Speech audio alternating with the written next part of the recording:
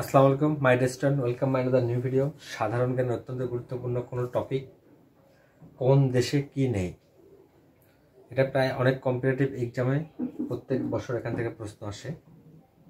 ভালো করে ভিডিওটা দেখলে আশা করি ভুল হওয়ার সম্ভাবনা থাকবে না। সবাই মনোযোগ সহকারে দেখব।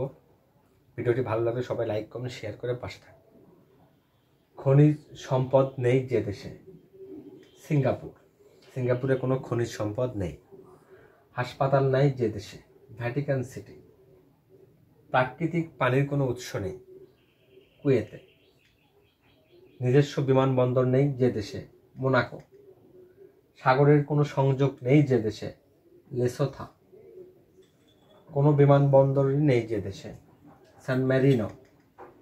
স্থায়ী কোনো নদী নেই যে দেশে? লিবিয়া।